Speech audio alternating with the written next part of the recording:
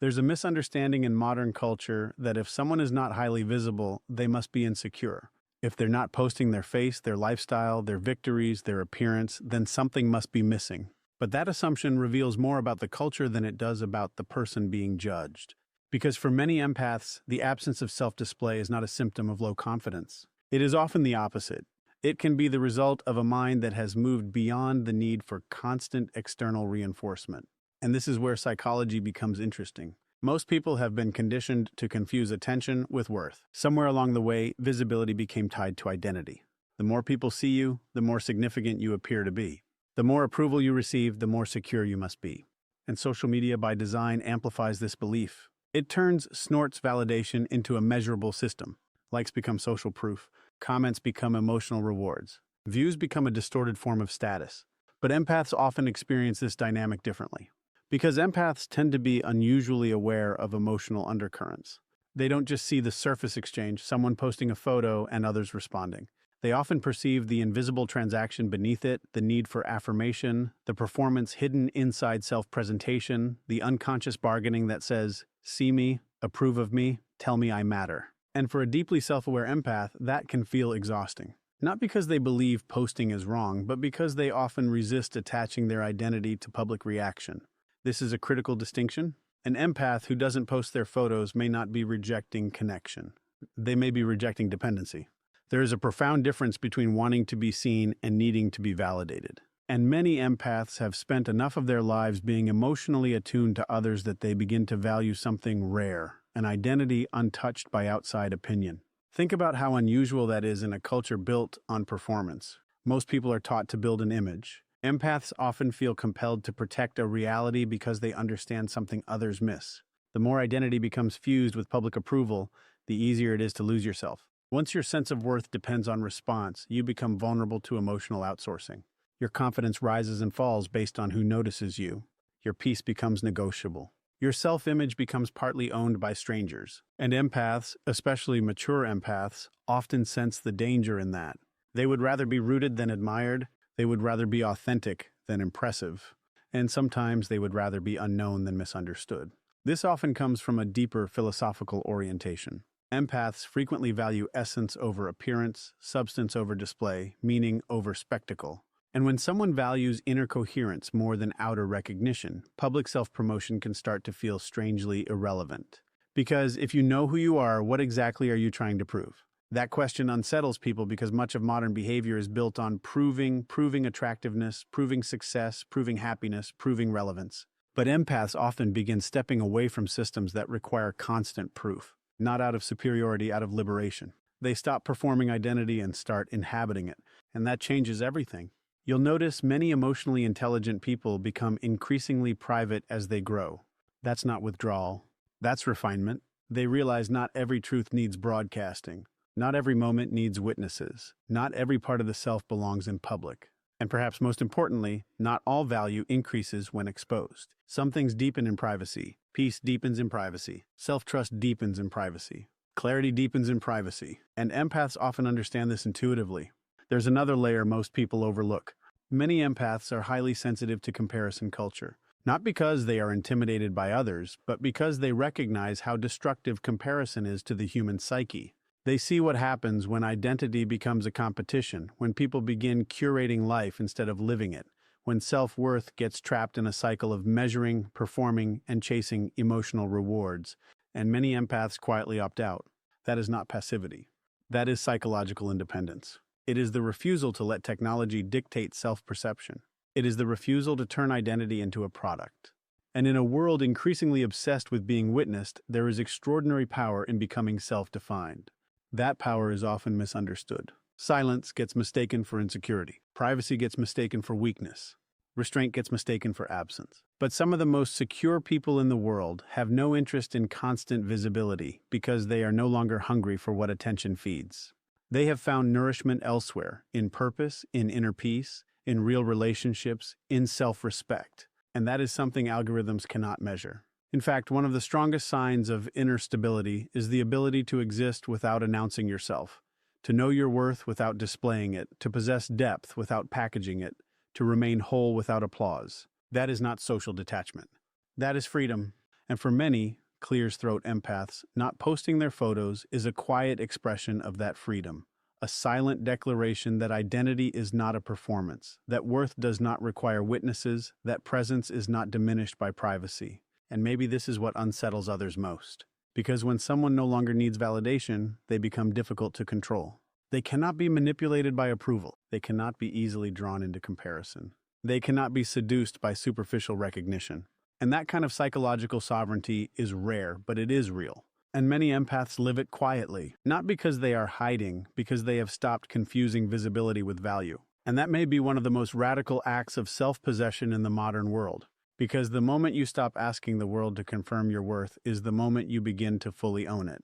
Once you understand that many empaths don't avoid visibility because they lack confidence, the next question becomes far more interesting. Why do so many of them actively protect their privacy? And this is where most people miss the deeper psychology, because privacy for an empath is often not about hiding. It's about protection. Highly sensitive people tend to experience exposure differently than others. What feels casual to one person can feel invasive to an empath.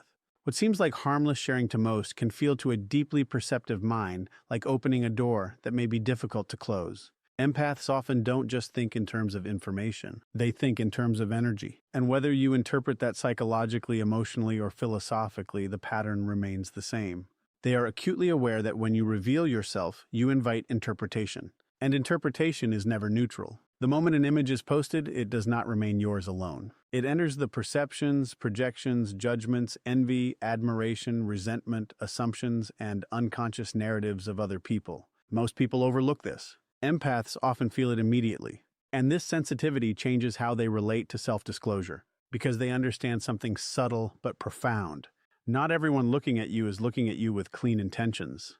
Some observe with comparison, some observe with envy, some observe with hidden hostility, some observe searching for weakness, and some, perhaps most dangerously, observe looking for access. Empaths, particularly those who have been manipulated, betrayed, or emotionally exploited in the past, often become highly aware of this. And awareness changes behavior. A person who has learned that visibility can attract intrusion does not treat privacy casually. They treat it as a boundary. And boundaries, psychologically speaking, are one of the clearest signs of emotional health. This is important because people often misread guardedness.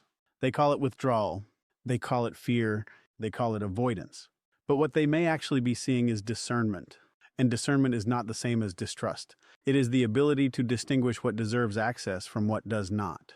That is wisdom. And empaths often develop this wisdom through painful experience. Because many empaths spend years overexposing themselves emotionally. They give too much, reveal too much, trust too quickly, assume others have the same sincerity they do, and then reality teaches them otherwise. They encounter gossip, projection, manipulation, people who study their vulnerabilities, people who use personal openness as leverage.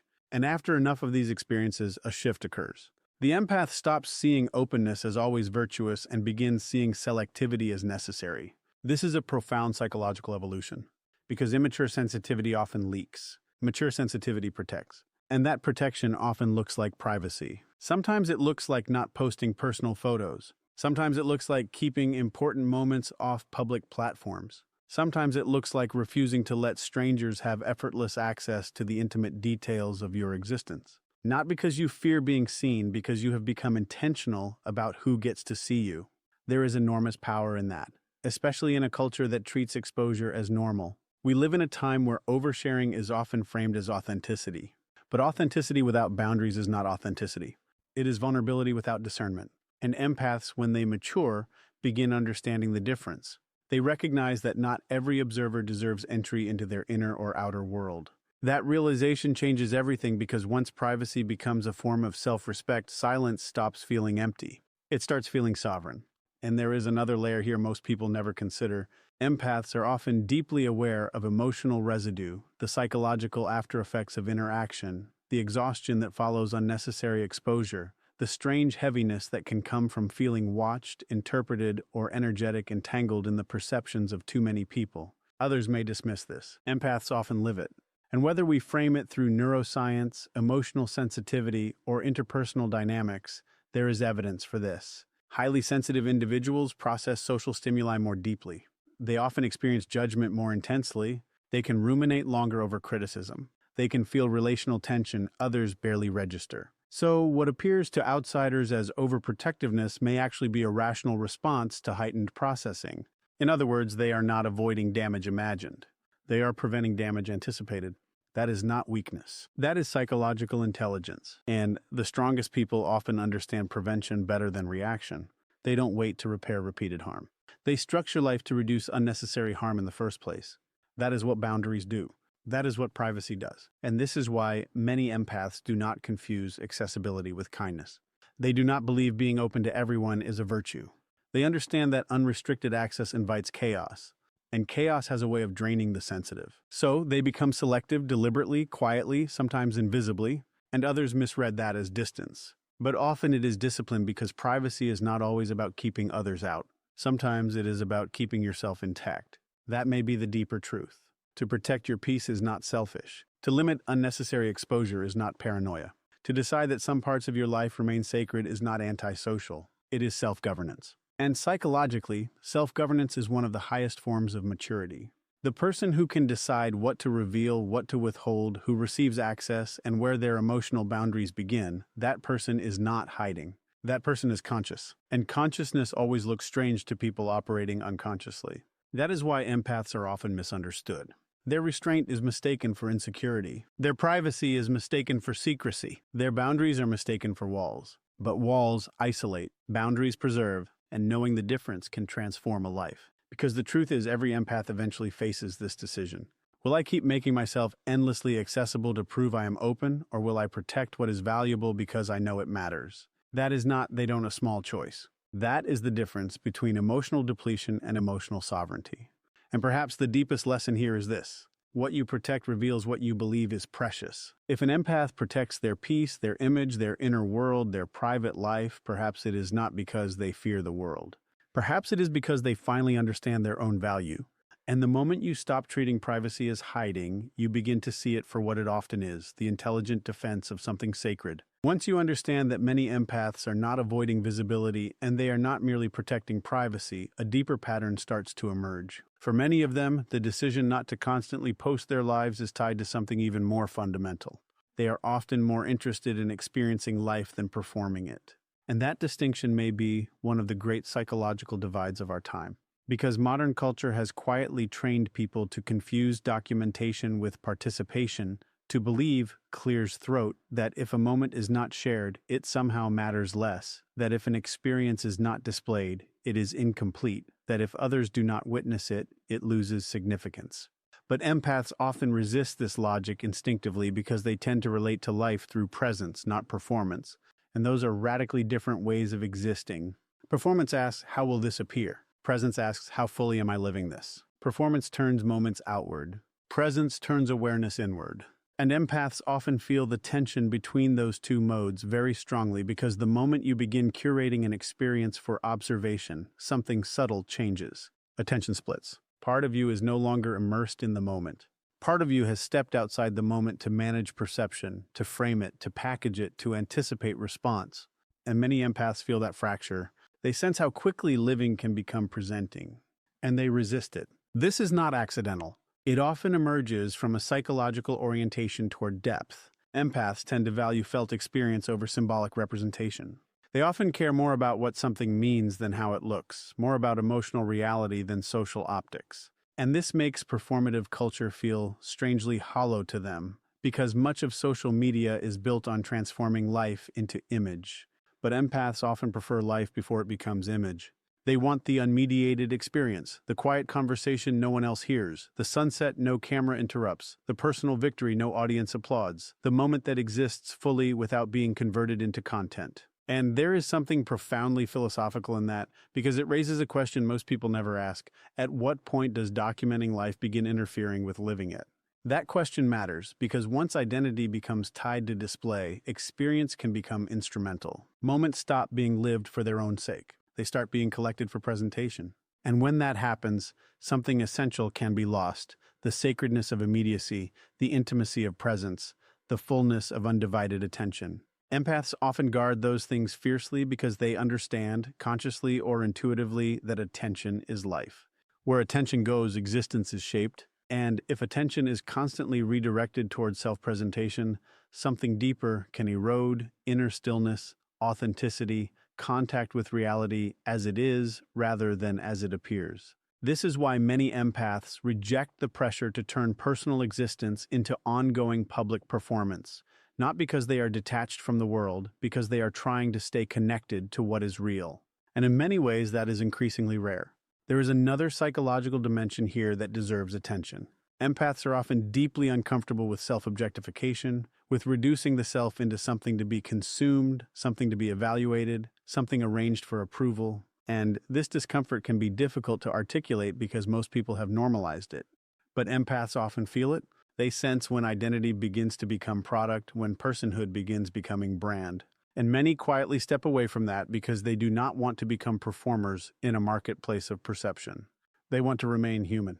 That may sound simple. It is not. In a culture built on spectacle, remaining unperformed is an act of resistance. And empaths often practice that resistance without ever naming it. By choosing not to post every achievement, by keeping joy private, by letting experiences belong to themselves rather than to an audience, and perhaps most importantly, by refusing to confuse attention with meaning.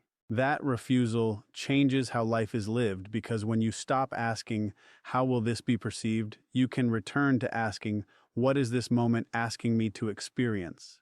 That is a radically different orientation. And it leads to a different kind of life, a slower life, a deeper life, a less performative life, a life where meaning is not dependent on witness. And many empaths are drawn to that, even if they cannot fully explain why. They simply know constant performance drains them. It feels false, fragmented, emotionally expensive. So they step out of it, quietly, deliberately. And others sometimes misread this. They assume the empath is disengaged, detached, socially absent, but often the opposite is true. The empath may be more engaged with reality than those documenting it because they are not dividing themselves between experience and projection. They are simply there, present. And present, psychologically speaking, is one of the rarest and most powerful human capacities. Presence sharpens perception, deepens relationships, strengthens intuition, restores peace. And empaths often prioritize it over visibility. That is not avoidance. That is value alignment. It is choosing being over appearing. And that may be one of the most profound choices a person can make, because eventually everyone faces a question the digital world keeps trying to answer for them.